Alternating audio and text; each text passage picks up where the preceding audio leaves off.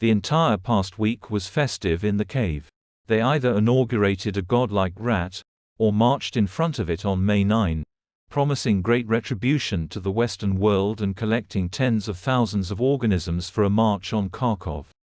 But there were also missed ones from the Ukrainian armed forces. Basically, these were attacks on the oil refinery in Belgorod, which had already been favored by the witches of war. On Friday night, for the second time since mid-March, it flew through the Kaluga refinery. The main complex for processing commercial oil and gas condensate, the largest oil refining enterprise in Russia, with a nominal capacity of 1.2 million tons per year, caught fire. But the vindictive Kremlin also celebrated the successes of its hybrid activities. Pro-Palestinian protest, encouraged by Moscow and Tehran, is gaining strength around the world. Either in US universities or on European student campuses, young people are excited with enviable regularity, fueled by shadow propagandists who throw seeds of anti-Semitism into fragile minds. Even the Biden administration has threatened to cut off arms shipments if the Israeli army enters Rafah. The homegrown fool did not bypass even the harmless Eurovision competition in Sweden, attacking police cars accompanying the contestant, a representative of Israel.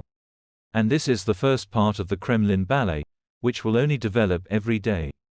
After all, there are big events ahead in Europe: the World Hockey Championship, the European Football Championship and, finally, the Olympic Games in France. Macron proposes concluding a truce during the Olympics, freezing all conflicts.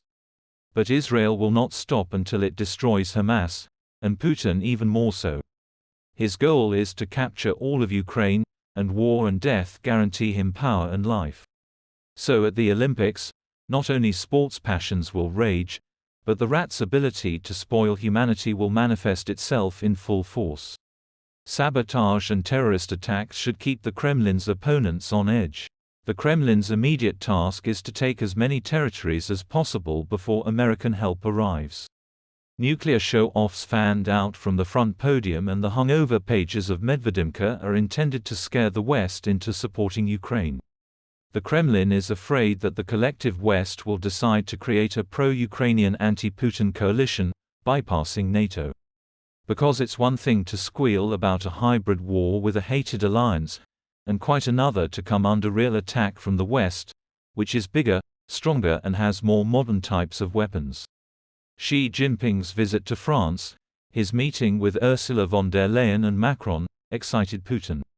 Even more alarming is the signing of an agreement between China and Serbia on building a common future, bypassing Moscow, which yesterday was Belgrade's main partner, and which today Beijing is literally smearing across the political board. For example, Comrade Xi vowed to Macron not to sell weapons to Russia. China has also significantly raised duties on Russia. Nevertheless, putting aside the grievances, Putin intends to rush to Beijing and literally beg the little panda not to abandon the bald monkey halfway.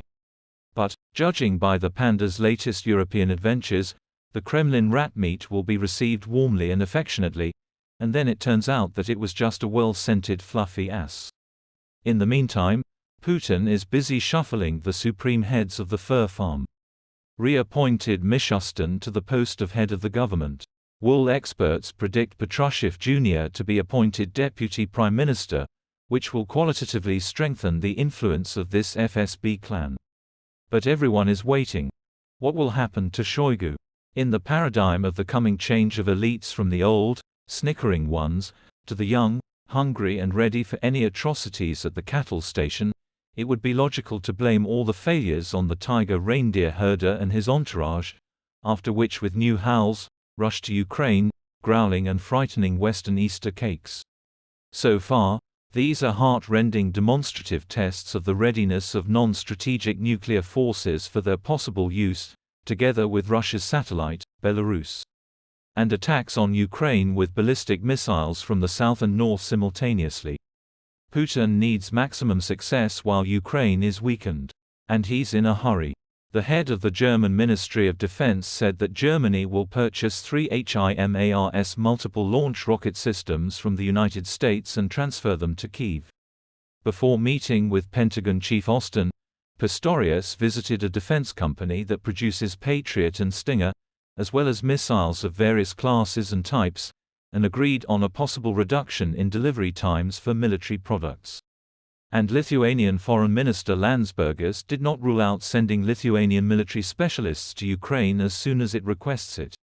Europe is at a low start, preparing to repel any Russian attack, hybrid or overt.